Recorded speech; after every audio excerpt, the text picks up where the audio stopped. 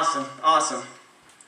So, one ground rule we have very few rules around here, but one rule we have is that we ask that you not turn off your cell phones or iPads or anything else. So don't turn them off, please. You can turn them on vibrate or whatever. Pastor Dale says that if it goes off during the service, you're buying pizza for everyone. I think I'm going to step it up to Red Lobster. Good for everybody? Yeah. Take it, everybody? All right. Good. Let's do that. But yeah, so keep it on silent. But if there's anything during the sermon that you want to kind of repost or retweet, you got some people that are sleeping in, even though they got an extra hour of sleep, and you know that they ought to be in church probably this morning. Anybody got a friend like that? Sleeping in this morning? Let's blast their Facebook, because they're probably sitting in bed, just reading, they're scrolling through. Let's get their Facebook a little bit, and at least look at a few nuggets, even though they're not here.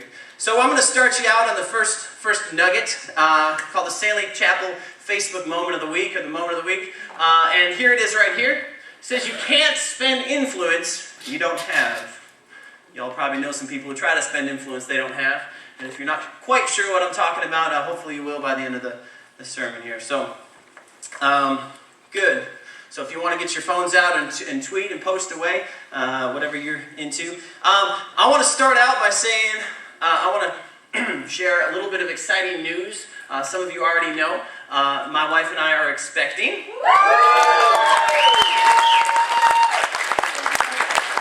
Expecting puppies. I don't know why you guys are thinking. You guys didn't even wait to see what we're expecting. I was expecting my parents to come right now. No, awesome news. Little mini Micah or Micah. I'm not sure what the two names are up in the air right now. Maybe we'll have twins, one of each. Don't tell Megan I picked the names out already.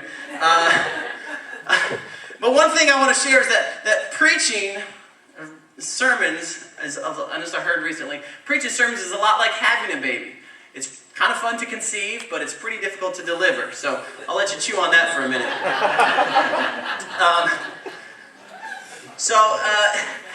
This sermon kind of came from a place of age. I'm kind of getting old. If y'all didn't know, I turned 30 this past Tuesday. So, woohoo! Yes, thank you.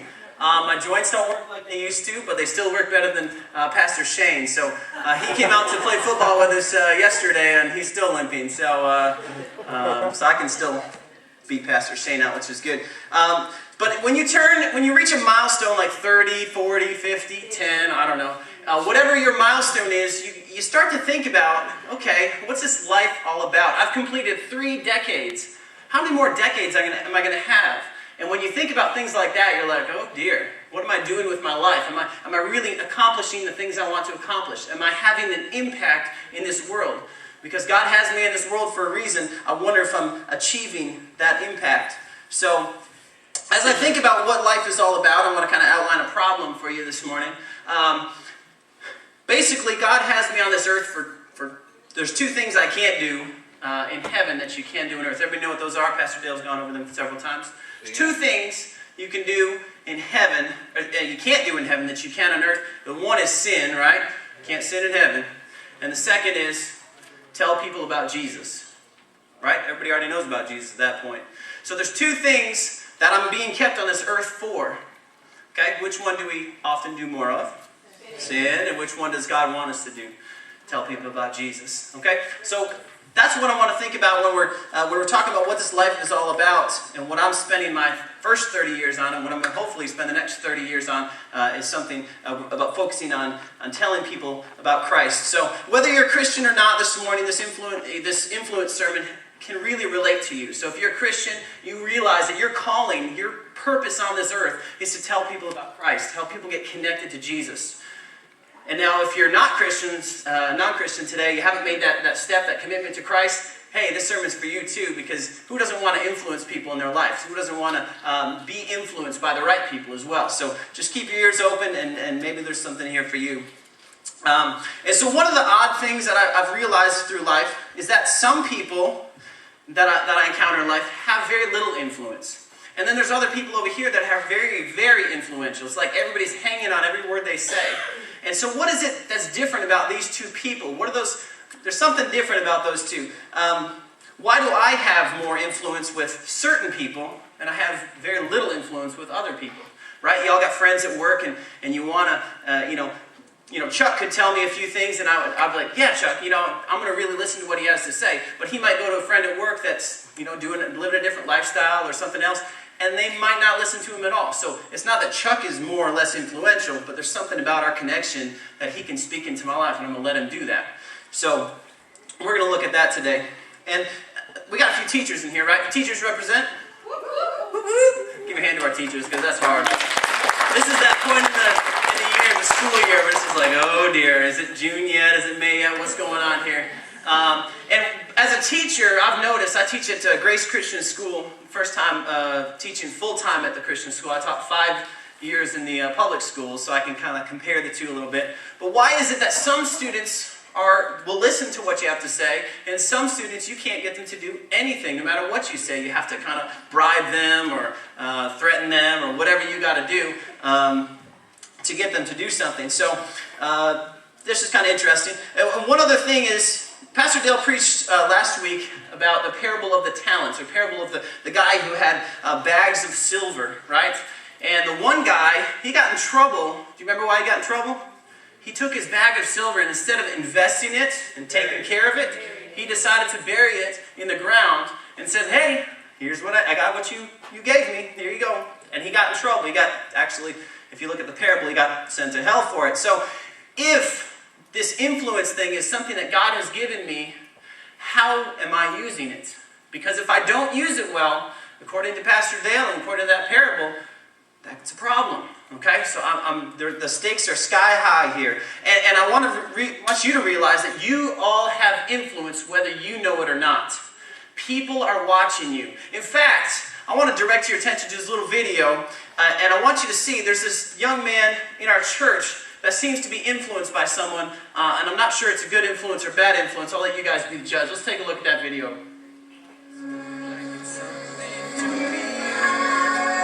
You just kill the iTunes so we don't have two songs going at once, please.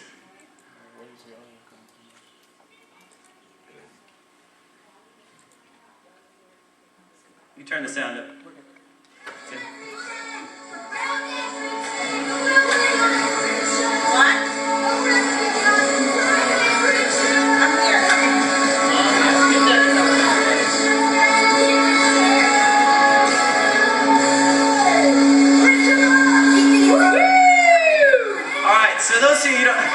Let's show that picture real quick, because if you weren't sure who that is, that's little Micah, and for Halloween he went as Big Micah. So I think he just thought of the scariest costume he could come up with and went with me. He even freckled the little goatee beard thing on there. He had a tie and everything. He was jamming. So he had the little faux hawk going. I'm telling you. So you have influence on people and you don't even realize it sometimes. And so I'm kind of scared by that, but I hope you all realize, parents, you have a huge impact on your kids.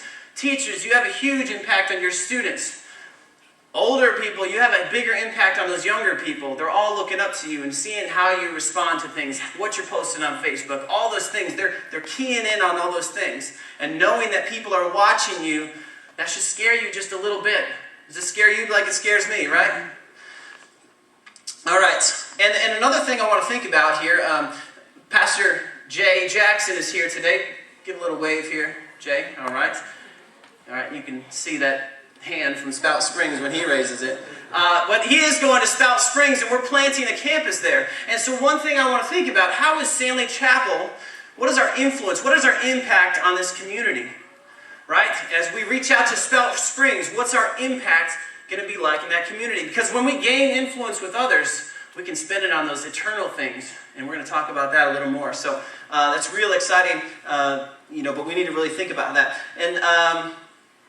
And one last thing, as a Christ follower, one thing you have to worry about is how can you influence other people without them over-influencing you, right? Without being contaminated. How am I going to be an influence in this world without being contaminated by the world, right? Paul talks about this a lot. And so when we look at that, I want to share a little story here. When I first moved to North Carolina, I'm from New York originally. I moved down for a teaching job. New Yorkers in the house. Any Yankees up in here? All three of you. All right, representing. Taking over the South. All right. But when I moved down here, I didn't have any friends. I didn't know anybody at all. I just moved down, packed up, and came down here, started teaching, got some friends from teaching, some friends there, and I really thought that, man, I am going to be a light in their world. I'm going to hang out with them and just be a really good person around them, and they're going to be inspired to become Christians just like that. And as I hung out with them, I decided, I kind of let my guard down a little bit. I ended up, we would go to Raleigh and go to the clubs and all this other stuff. And I ended up seeing myself, as much as I wanted to change them, I found that at the end of the day, I started looking more and more like them.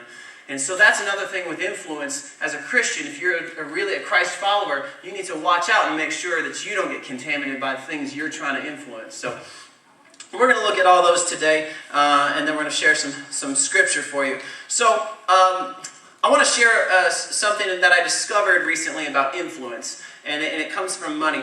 I found that the more that I listened to someone else, the more I was allowed to speak into their life. Okay, maybe you could think about this in your own life. Maybe the more you connected with someone, for example, my wife, I listened to her and connect with her, and the more opportunity, it's safe to say, babe, that dress doesn't really look good with those shoes. All right, I don't think that's a big deal, but you have the more opportunity to say, I really don't think we should be watching this, or I really don't think this is a good idea, or I really do think we should go give half of our money to this over here. That kind of thing, where you have an opportunity to speak in someone's life. And the people who were close, they would drop everything to do something for me, but when I needed something done from someone that was more distant, they were more hesitant to do that. So the people that are closest to you. And so as I discovered this, I started to see some parallels. I'm going to share that with you. As you know, I teach at Grace, and last spring, I taught a class called Worldviews Bible. And anybody who's taught seniors in their spring semester, they know that's a nightmare, right? Anybody else done that besides me? I've done it a few times. Teaching seniors in the spring semester, you got the senioritis, you got the lazy work ethic, you got all other kids that are really more tuned into what's going on with college than really doing anything for your class. And I found that I would want to share really cool things. There's a Bible class, so I got to share my heart, and I wanted to share my testimony, and I really wanted to connect with these kids. And I found that they really wouldn't connect with what I was saying. They really weren't listening. It was hard to get them to write a paper, but it was even harder to get them to really attach to what we were talking about. And this has eternal value too. And then we went to the Dominican Republic at the end of the semester. And at the end of the semester, we went on a senior mission trip down to the DR, and we served down there, we worked hard, we did some fun things together, but we really just spent some time together. And at the end of that trip, during the trip, actually, Megan and I, we had a room together, but all the kids were in this other locations. We would have groups of kids just come to our room just wanting to talk, and we'd counsel them, we'd share scripture with them, and be praying for them, and talking about all kinds of things. I never had that opportunity before then. So something happened during that DR trip that changed my influence over those kids. And as I talked about that, there's a lot of things I did for them. I stayed in customs for 6 hours just to get one of them back. Just sitting in customs because he didn't have his papers right or something like that. But I worked hard with them, and because of that, they started listening to me. And they still listen to me this day. They want to throw a reunion party and have Megan and I host it, and they want to do this and that, and they really want us to speak into their lives, and that means the world to us. And there's an old phrase, and maybe I'm sure you've heard it before, and if you've heard it, just bear with me here. It says, people don't care how much you know until they know how much you care, right? Everybody know that to be true? People don't care how much you know until they know how much you care. Okay? So there's lots of things that we can do to show that we care about someone, and then they start thinking, oh, what does this person know? How can they influence me?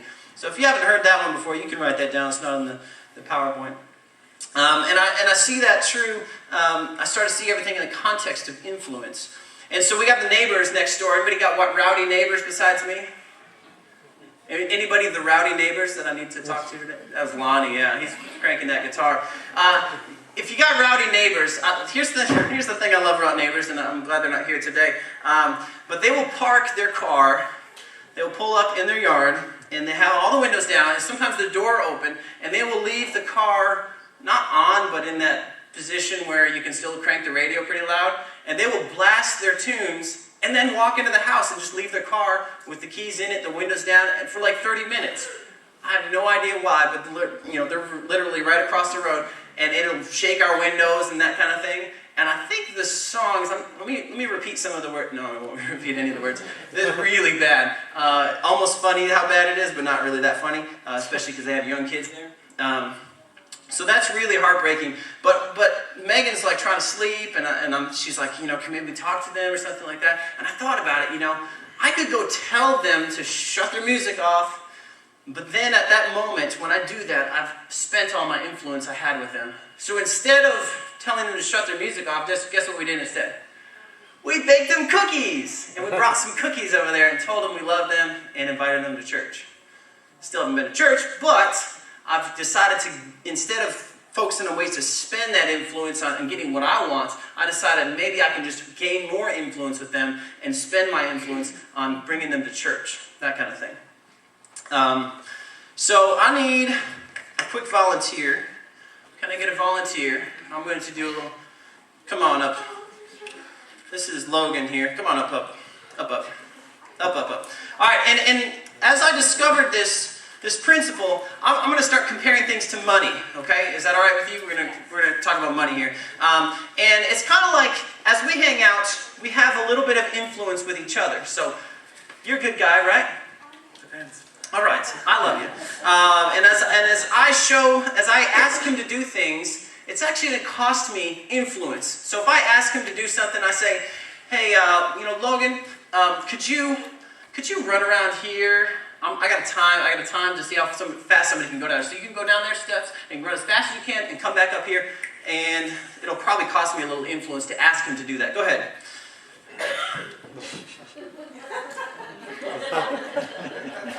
All right. You're not an athlete, are you? All right. You know what? And you see that monitor right there? Here, why don't you take a couple of these, and why don't you move that monitor back there? Just move it back against the wall a little bit. That's fine. Yeah. I guess that's probably good right there. Just a little over. That's good. Yeah. Perfect. And you just move that cord out of the way. Thank you.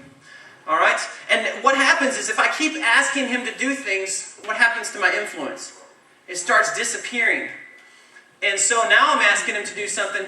Hey, my shoulder's kind of rough. Could you massage it real quick? Where's my money? Can you run to the store? I need some things. I need some money. You do need some money. And I don't have any money to give. But because he has served me, why don't you ask for something? Why don't you run around this? That's going to cost you because I'm tired already. No. And so as he has all the influence at that point. So if he could ask me any kind of favor, he could speak into my life. He could say, you know what, Micah? You ask too many things of people. And I would be more inclined to take it because he spent the time gaining influence with me where I've spent all my influence. So there's really much a currency. There's a lot of currency going on in influence. So that's something to think about. There's different things we can do to multiply our currency, right? As a teacher, I multiplied my currency by being in authority. And so I have more influence with a lot of kids. Now still I can spend it all by beating them all the time, but I think that's good. So thank you, my man. Let's give him a hand for volunteering. And I'll need a few more volunteers in a little bit, so just think if that's you. I want to go over 4 types of people. As I discovered the money parallel, I want to look at 4 types of people, and you know these people in the money realm. So we're going to look at those people in the influence realm and see if we can kind of parallel what that is. So here we go. Number 1.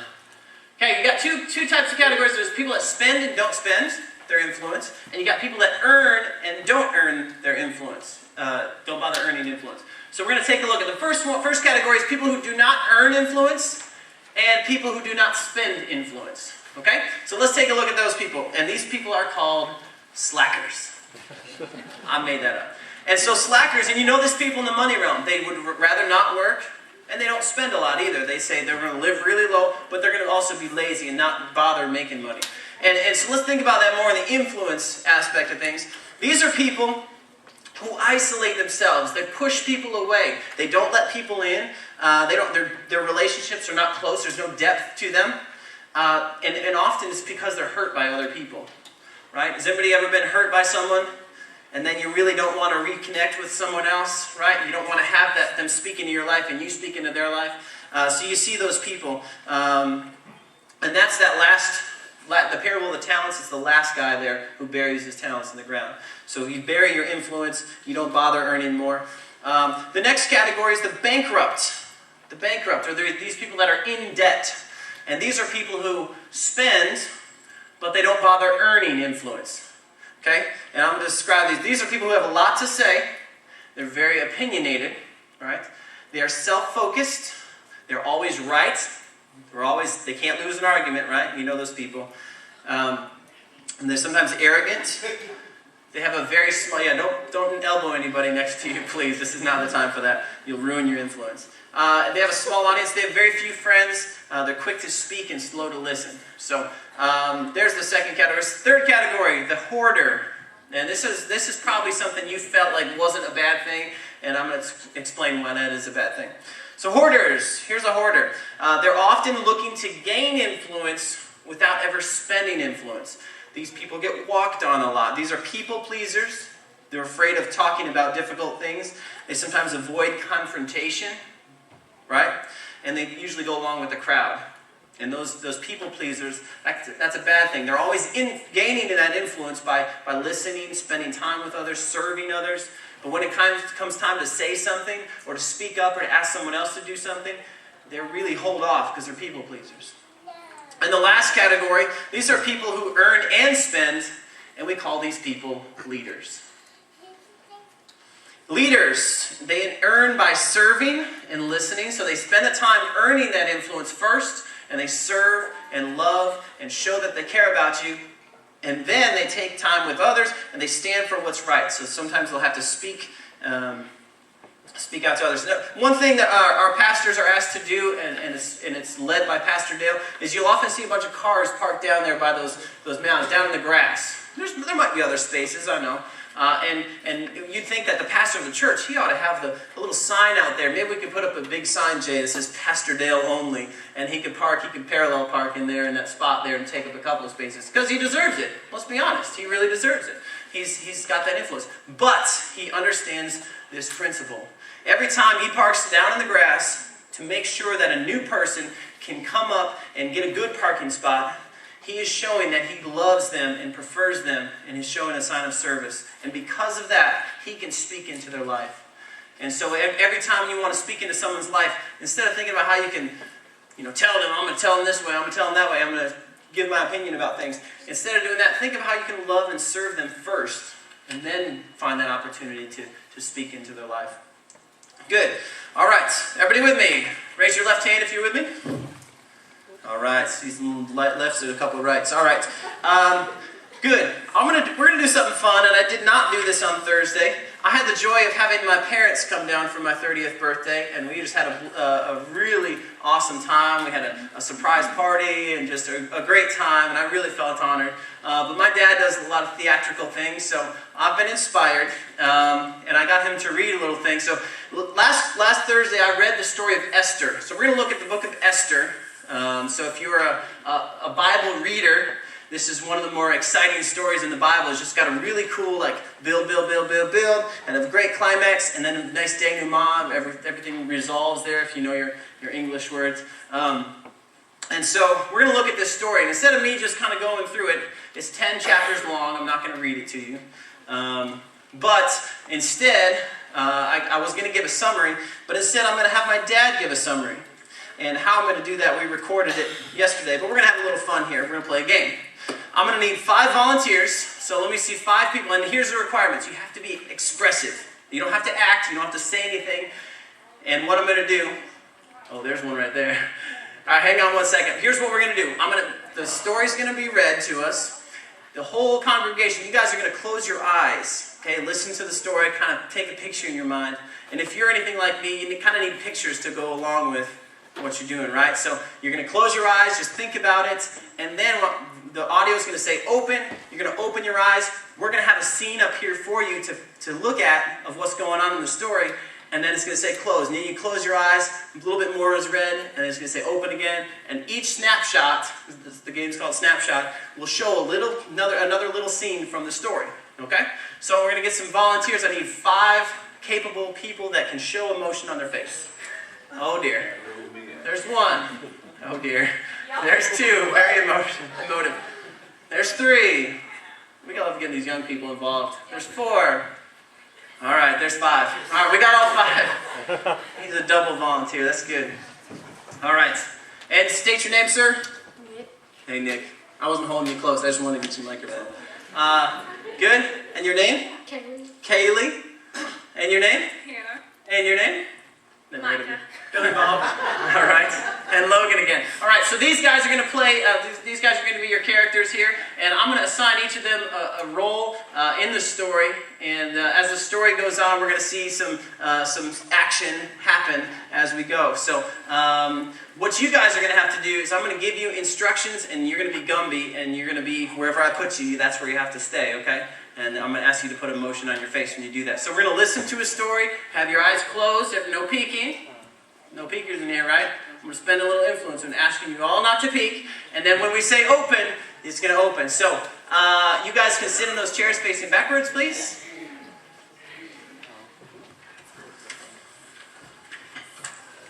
All right. Brandy, you were made for this, weren't you? Yes. All right. So we're going to listen to the story, and then we're going to go, and when it says open, you guys can open your eyes. All right, so make sure my props are ready. And when you're ready back there, let's hit it.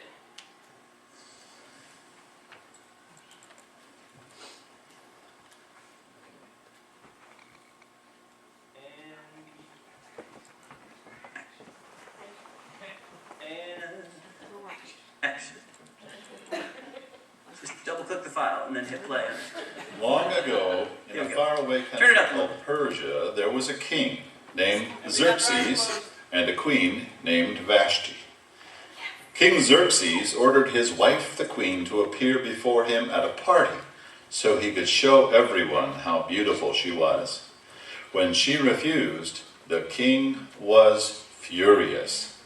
Heeding the advice of his advisors, realizing it could set a bad precedent for all women in the kingdom, Xerxes ordered that his wife be banished. Open. Close.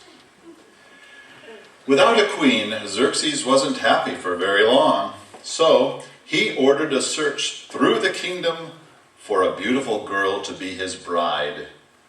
It wasn't too long before the king's scouts happened upon Esther. Esther was beautiful, gracious, and kind.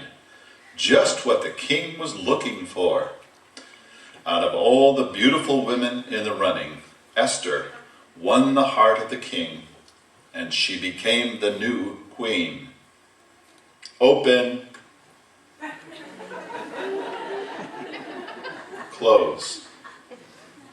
Now, Esther was a Jew. The Jews had been driven out of Israel, their home, about 70 years before and exiled in Persia. Although they did their best to make a living in this strange land, they prayed that someday they would be able to return to their home. Esther's uncle, Mordecai, was the leader of the Jews. Mordecai encouraged Esther not to disclose her faith to the king and his advisors. She complied with Mordecai's suggestion. Open.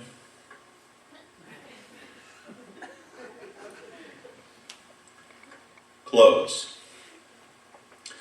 Now, in this same kingdom, there was a powerful man by the name of Haman, prime minister of Persia, in fact. This man decided that his rise in power would warrant that everyone bow down to him. But Mordecai, the Jew, refused to bow down to him. Mordecai's refusal made Haman very angry. Knowing that Mordecai was a Jew, Haman asked the king to authorize a royal decree to annihilate all the Jews, just to get even. With the king's decree in hand, Haman cast lots to determine the day this was to happen. And so it was decreed that in the March of the coming year, on the 7th day of the month, all the Jews were to be killed in every province, in every nation of the land. There would be no place to run, no place to hide. Open, close. Now this is where our brave Queen Esther comes into the picture. Mordecai, having found out about Haman's evil intentions, sent Esther a message. He told her what Haman was plotting and asked her to go to the king on the Jews' behalf. Open, close. Esther was afraid. She had not been allowed to see the king for a month. In fact, no one could see him without being invited. But she fasted and prayed for 3 days, mustered up her courage, and went to see the king. King Xerxes welcomed her and even offered her half of his kingdom. Open,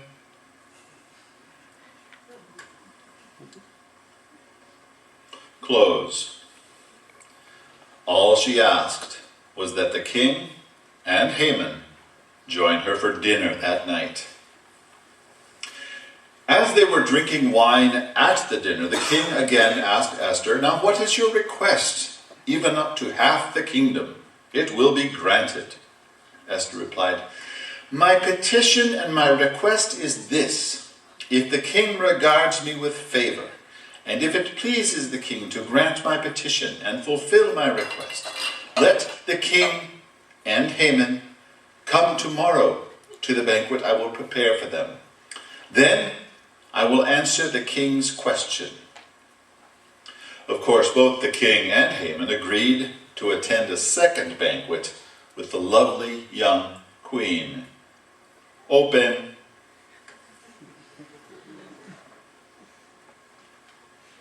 close. Haman was very pleased that he'd been asked to dine with Xerxes and Esther 2 nights in a row, and was filled with pride. But then he saw Mordecai, the Jew, at the king's gate, and still Mordecai refused to bow to him. Haman was filled with rage. He decided that night to build a gallows with which to hang Mordecai, and planned to speak to the king about it the very next morning. That way, he'd have the whole matter dealt with during the day and be able to enjoy the next evening's banquet in peace. Open,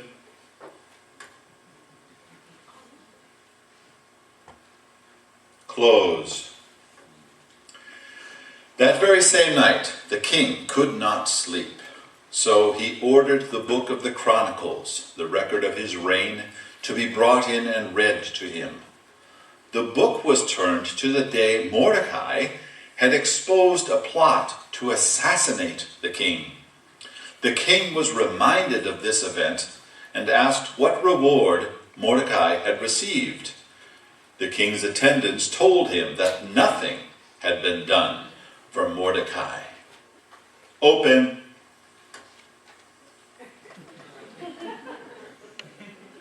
close. The next morning, just as Haman was arriving to ask that Mordecai be hanged, the king asked him, "What should be done for the man the king delights to honor?" Haman, still filled with pride, mistakenly thought the king was referring to him. So he answered the king boldly, "For the man the king delights to honor, have them bring a royal robe the king has worn, and a horse the king has ridden, one with a royal crest placed on its head. Then let the robe and the horse be entrusted to one of the king's most noble princes. Let them robe the man the king delights to honor, and lead him on the horse through the city streets, proclaiming before him, "This is what is done for the man the king delights to honor." Open.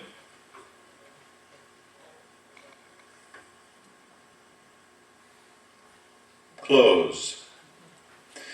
Imagine Haman's shock when the king commanded, "Go at once, get the robe and the horse, and do just as you have suggested, for Mordecai, the Jew, who sits at the king's gate." Haman, much chagrined, obeyed the king, of course, but not happily. He was very upset that Mordecai, his enemy, was being honored by the king. Open.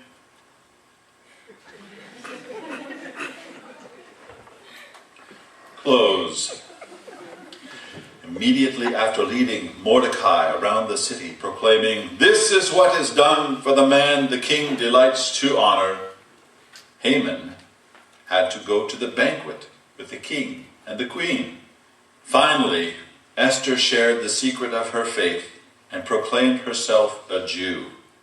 She begged the king to spare her people, revealing that Haman was behind the evil plot. The king stormed off in anger, and Haman threw himself at Esther, pleading for mercy. As the king returned to find Haman sprawled across the queen's lap, he exploded in fury. Open.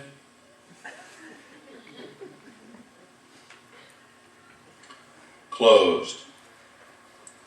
Harbona, one of the king's attendants, told the king about the gallows that Haman had built to have Mordecai hanged. The king was furious with Haman and ordered that he be hanged on those same gallows.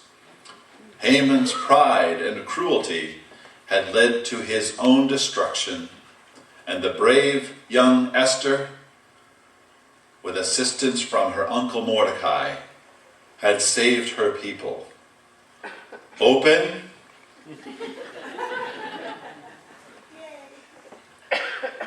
Close. All right. Long ago, in a faraway country called Persia, there was a king. All right. Oh my goodness. Let's give them a hand up. I need it for a second. Thank you. Thank you.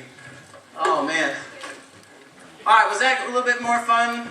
When I read the Bible, sometimes I visualize those things, but we gave you a little help here today, and I hope you learned something and didn't just get the chuckles too much. But yeah, awesome story. There's a lot of truth in there, and we're going to unpack just a little bit of the truth of that story of Esther. But you guys saw what happened. Hopefully you didn't just get caught up in the kids getting into their scenes, the kids and Brandy.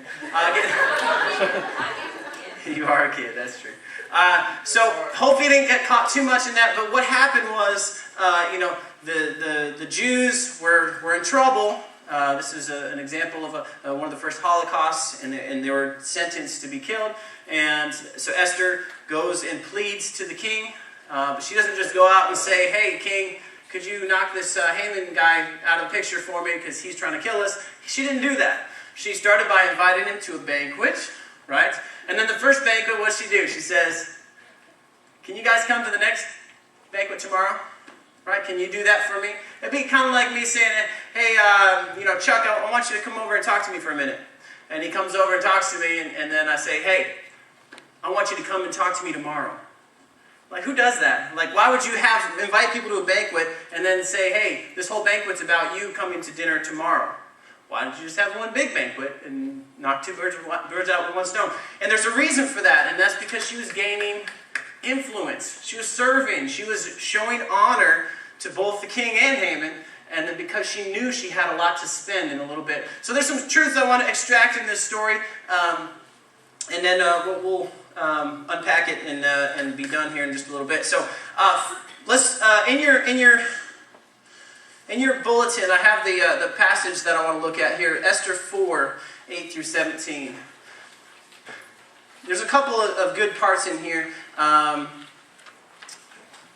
the main things I want you to focus on to underline here, this is when Mordecai, they're talking through the cans, and Mordecai is talking to Esther, and this is what Mordecai says, and you can underline this with me. It says, towards the end, it says, if you keep quiet at a time like this, deliverance and relief for the Jews will arise from some other place.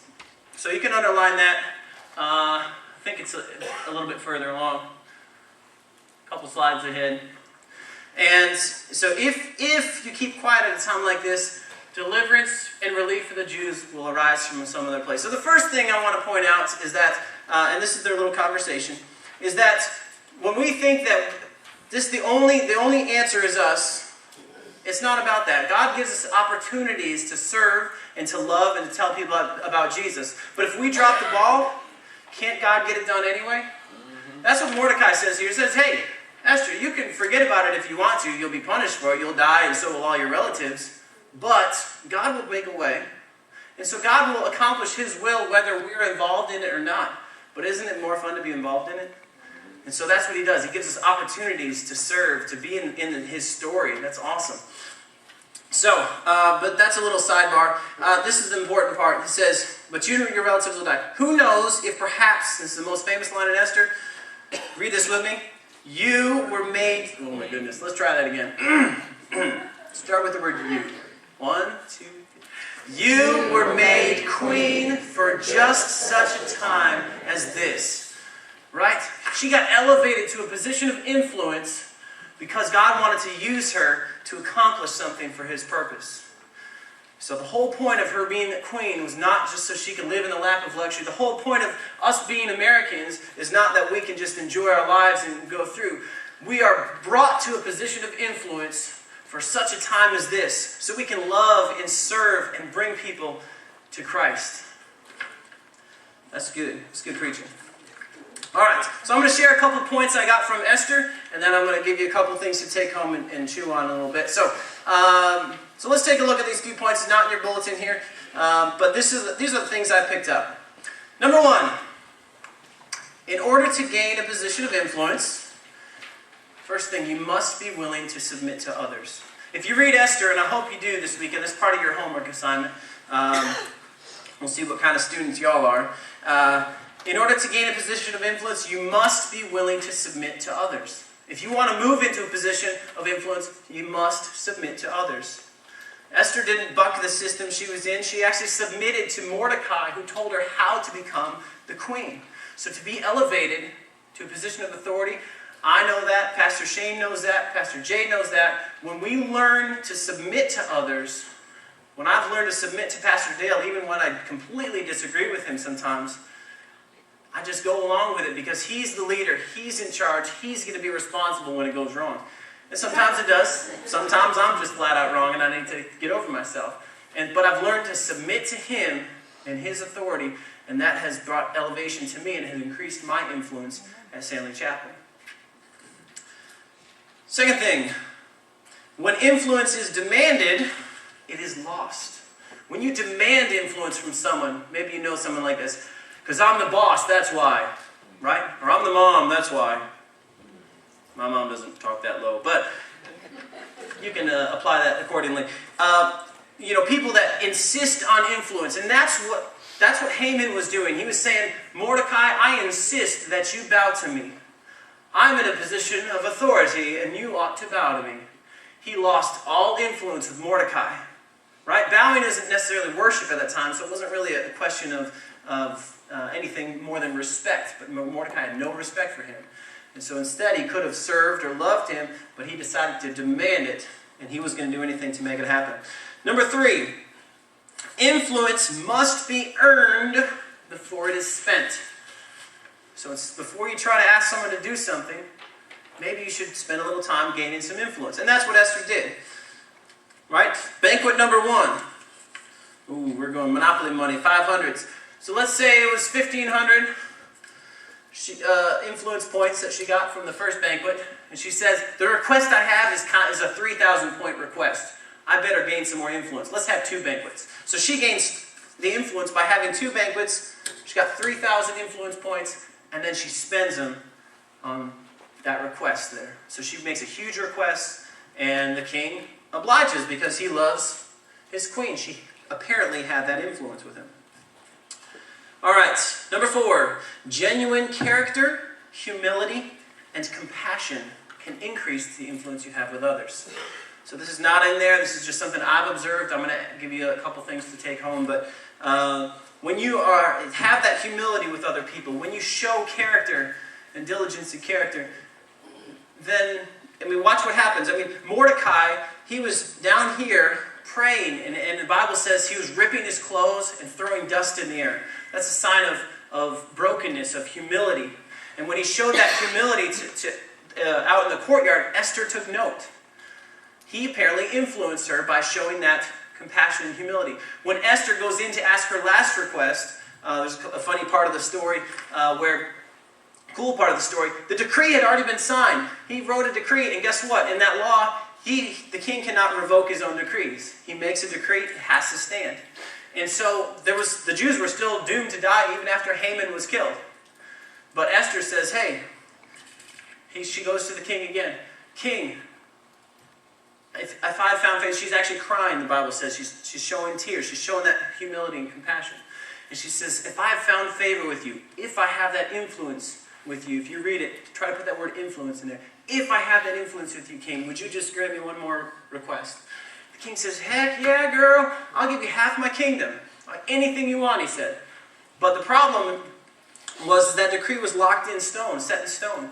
And so what they do is Mordecai says, hey, I got an idea. What if we allow the Jews to defend themselves and to organize? And that's what the decree goes out, that the Jews are allowed to defend themselves against this Holocaust. And they get a big group together, and they actually go kill, I think it was 800 armed men. They go and kill them. So the Jews are saved. They actually go kill their enemies, and everybody lives happily ever after, except for Haman and the bad guys. So, but the point is, it was because of her humility as she approached the king that she had that influence with him. All right, a couple more points here. It says, even the appearance of sin can ruin your influence. Okay, we had that scene here, and this is important to get in here. I had to make sure that I got in. And asking for mercy, saying, Esther, please show me mercy. He actually, the Bible says he threw himself on her lap asking for mercy. But when the king came back in, guess what it looked like? You can fill in the blank there. But what happened was the king says, I'm not listening to this guy. He just tried to assault my wife. And so even though he actually wasn't, he was asking for mercy, he probably could have made some kind of a case. Of course, we know that he was still guilty. But because of his appearance of sin, he lost all his influence. You guys hear about pastors and stuff. You have the appearance of sin, you can lose your influence in the community. You've seen churches get destroyed by that. Or how about just the appearance? Everybody heard of Elevation Church? Right? Stephen Furtick, maybe? You maybe seen something in the news lately about Stephen Furtick. He just bought a multi-million-dollar house, only paid $300,000 or something for it, I don't know. But he got a good deal, but it's a huge house. And so all of a sudden the media is kind of insinuating that he is some kind of money-hungry kind of a guy, or using the church's money or something like that to promote his own lifestyle. And anybody who knows anything about Stephen Furtick knows that that's not true, that he gives 45% of his income away, but people don't like that, and people are always looking for ways to kind of put a black mark on your character. So, last one. Number 6, faithfulness with the influence you have can earn you more. When you are faithful, just like the parable of talents, when you're faithful in investing that money you're given, you're going to be given more. When I'm faithful with the influence and I earn it and I spend it, God's going to give me more influence. Okay, that was true of Esther. She asked the first favor. She was faithful to speak clearly to the king. And then she had to ask another favor. And he granted that as well. So when you're faithful with the influence you have, you'll be given more. All right, so this influence thing is something I've just kind of come up with on my own, but I've made a little list of things that I find help your character or help your influence, and things that diminish your influence. So if you look on the back of your bulletins, there's a little list there, and I'm going to give you a few nuggets to run home with and to start thinking about, but guess what? You can add to this list easily. All right, so here's something I've found. I'm going to share some things that increase influence, followed by some things that decrease influence. Number one, relationship. Relationship. That can increase your influence. Right? As you spend time with someone and get to know them and get to love them, you can speak into their life more clearly than you could if you had no connection at all. For example, my wife, she will often in the morning tell me that this tie does not match those pants or something like that. She says it nice and gently, or I say, babe, does this shirt look good? Not really. But then I have a student at school, that ninth grader, and she likes to tell me how awful my wardrobe is as well. But there's a difference, because when Megan says it, I say, okay, babe, I'm gonna get something else. But when this young student, ninth grader, tells me that my wardrobe is atrocious, I just kind of have to move on and just realize that I'm not going to let her have that influence in my life. So I just kind of ignore it. She might be right, but we'll let that go for now. All right. Number two, sacrifice. Sacrifice. When you sacrifice for someone, there's one person who made the biggest sacrifice, and he deserves to have all the influence in your life and my life. And that's Jesus Christ. Amen. But we can all sacrifice our own will. We can sacrifice our time. We can lay down our money. We can lay down anything that we have. We can give it. Pastor Dale has the right to park out there right in the front. But he wants to sacrifice because he knows he gains influence through that. Okay? And so Jesus wants to have that influence in your life, but you have to acknowledge that he's made that sacrifice and he deserves that influence. Number three, serving. Serving. If you serve someone, you automatically gain influence. Family Promise is has been a blessing to this county, and our church kicks butt at Family Promise. Yes, we do. Yes, we do. Everybody knows it. And what's happened is we've had a bunch of families that have come through Family Promise and said, I love this church, I'm coming here. And we've got families that are coming here but we've decided to serve and love them. So we've gained influence through serving. Number four, giving. Giving gifts. Giving presents. I love presents. Jay Jackson loves presents. He prefers food, I think. Okay. He's got a big furnace to run. Got to put a lot of fuel in there. But it's through giving that you can gain influence with someone, and through giving gifts. I'm not a great gift giver.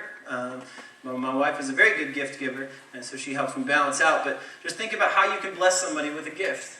It will make a difference. Number five, listening. Active listening. Okay. And I'm not talking about like high schoolers listening, because here's how high schoolers listen. Yeah. Yep. And so active listening means paying attention to them and connecting with them, making eye contact, and sharing and listening and kind of drawing out good questions, going deep. Number six, relatability. Relatability. How well do you relate to that person? Right? How well are you connected? I can speak into someone's life that is kind of on the same road I am, but I have a harder time. Maybe there's a language barrier, or maybe there's a cultural barrier, or maybe there's an age barrier. This is what Paul says in Corinthians. He says, when I am with those who are weak, I share their weakness, for I want to bring the weak to Christ. Yes, I try to find common ground with everyone, doing everything I can to save some. He says, I'm going to become as much alike as I can without compromising anything, so I can save some. He's got that end goal in mind. Number seven, integrity. Integrity. Integrity is simply when the inside matches the outside. The things I'm saying is the same as the things I'm doing. The things I do when no one's watching is the same as the things I do when everyone's watching. That's integrity. Okay, and that will gain you influence. Number eight, position. Position. Okay? If you have position over someone, you automatically have a little extra influence. Number nine, title. Even a title, right? If you were about to get surgery and the guy had a DR in front of his name, you'd be a little more confident than if he had a DJ in front of his name, right? All right. Number 10, tenderheartedness. Tenderheartedness. And this is the last one for the pluses here. Tenderheartedness. We can be tender with each other. We're careful with each other. We're not stomping on each other's toes. So just being genuine and showing love. All right, and 6 things. I'm just going to give you 6 things that decrease your influence, and then we'll wrap it up here. 6 things that decrease influence. Some of them are just normal, everyday things, great ways to spend influence. Other ways are toxic. So we're going to look at that. So number 1, requests. If I ask people to do things, that spends influence, right? Autumn Ewan does a great job of directing the services. And sometimes I say, Autumn, I need this, I need this, I need this. And every time I say I need this, I'm spending some of the influence I've gained with her. And I hope that my position, but also my serving and loving and taking and spending time in that friendship has gained that influence, so I have enough to spend when I need it. And so anytime you request something, that's a way to decrease your influence. Not always a bad thing. Number 2, criticism. Calling people out on stuff. Right? My student telling me my wardrobe is not good. That's a spending of influence. That's a criticism. Sometimes it's important. Right? Sometimes it's very important. Jay, you really need to spend more time with your kids. That's an important thing to say. Now, if I don't have that influence to spend with him, then he's not going to receive it. He's not going to hear it. But if I've spent the time in the relationship with him, he's going to say, I hear what you're saying, man. But if I'm always saying, Jay, you never do this right, you never do that, I've burned up all my influence with him, and that's no good. All right, so those are the 2 neutral ones. Number 3 is a toxic decrease. Here we go, abusive position. This is where you say, I'm the boss. That's why you're going to do this. Right? And sometimes you have to. Sometimes you have to. Kids going out on the road, because I'm the parent, that's why we ain't got time to ration this out, decide this out. So, abusive position is when you just keep going with that and you say, I have a role above you, you have to serve me. That's no good. No influence there. Lack of integrity is a big one, right? Lack of integrity. You all know these people.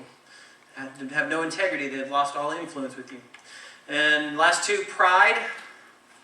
Pride will zap your influence in a hurry. And number 6, selfishness. When everything you do is focused on you.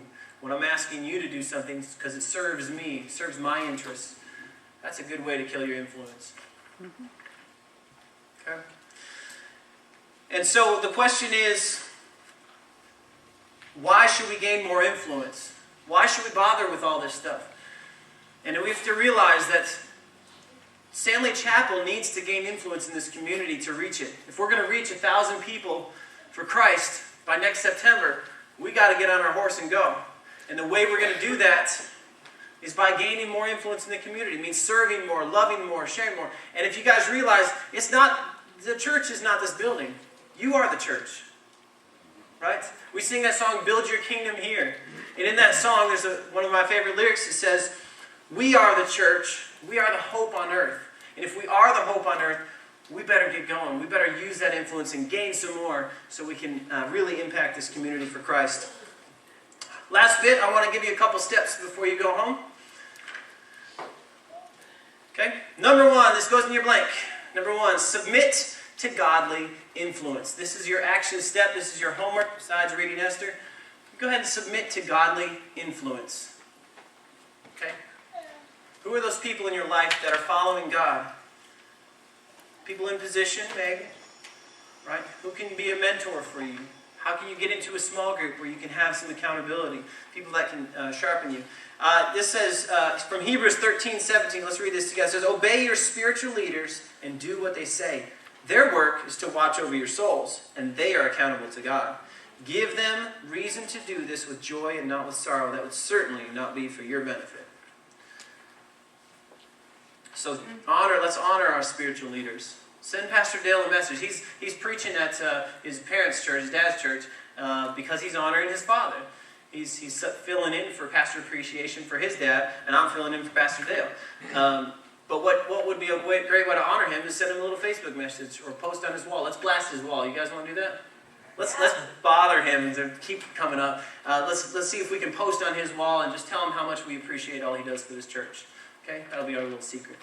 He'll probably wonder what happened. Number 2, okay, just a couple more. Earn more influence. Earn more influence. Take some time. Earn some influence with people. Okay? You parents, earn more influence with your kids while you can.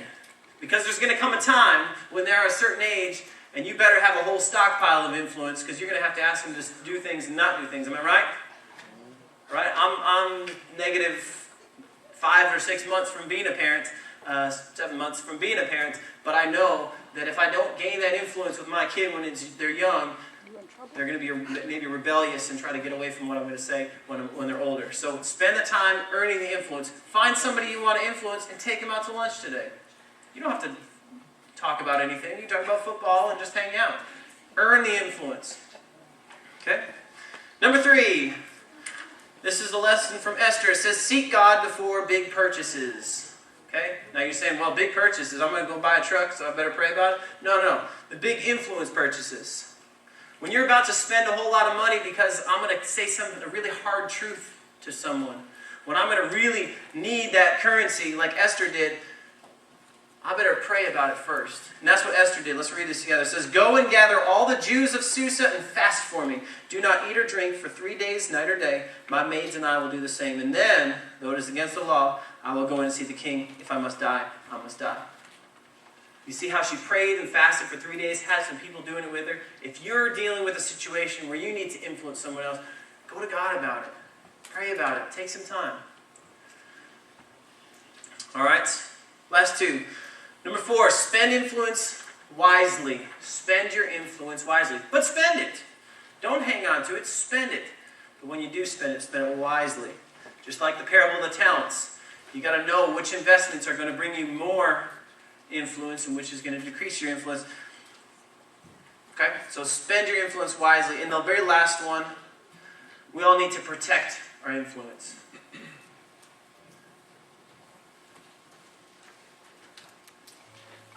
Influence goes a lot more easily than it comes. Isn't that true? Right?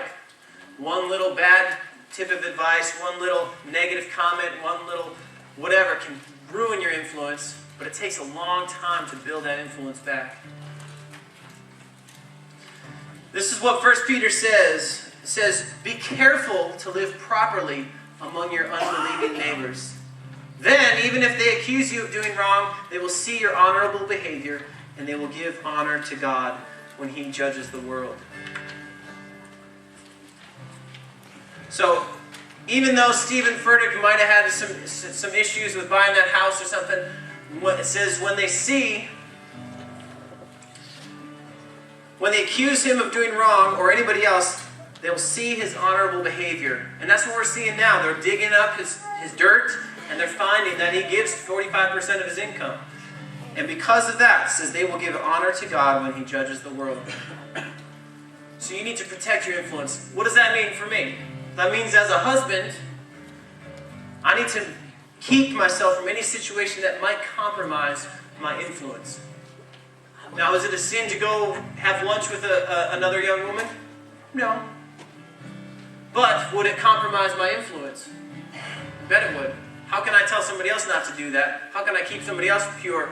And we talked about the series Guardrails, where we set a guardrail to make sure that we protect our influence.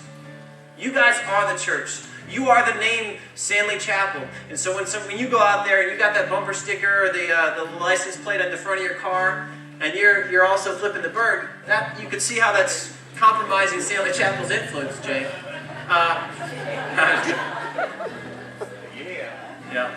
No, but you really will compromise your influence when you do that. So protect your influence.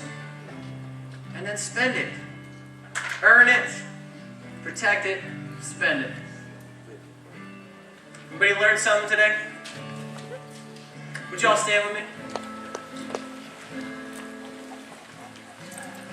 Father God, I thank you so much that we can have fun in learning your word and learning what your word says and is asking us to do. I thank you for this church, God, a collection of people that are choosing to follow you and choosing not just to go through life, but going through life with an impact where they can change the community and change hearts for you. Father, help us to seek you before we spend any influence, Lord. Help us to spend the time earning more influence, God. Help us to protect our integrity, God. But Father, we thank you for Jesus Christ who paid the ultimate sacrifice so he could gain ultimate influence over each of us. And this morning, God, I want to respond to your call, God, that you have earned every influence, and you're asking me to surrender my heart. And so if there's anybody here this morning that has not surrendered their heart to you, God, would you just speak to them right now? Because you deserve it. You deserve all the influence. And you wanted to spend it on us to win us to you. And so if you're in that boat this morning, you're saying, God is speaking to me. God is calling me to make some kind of a decision because he has earned that influence in my life. I don't want you to let that moment pass, but instead, mark it on your blue card. We want to be praying for you. We want to help you get connected to God. So just mark that little box in your blue card and just let us know so we can be praying for you and follow up. But we want to let you know that we love you and we want to serve you because we want you to be in the hands and feet of Christ. God, go with us this morning, and as we sing this last song, God, help us to change from the inside out, that we would have that integrity to be a voice in this community, to change hearts and minds for you. Let's sing together.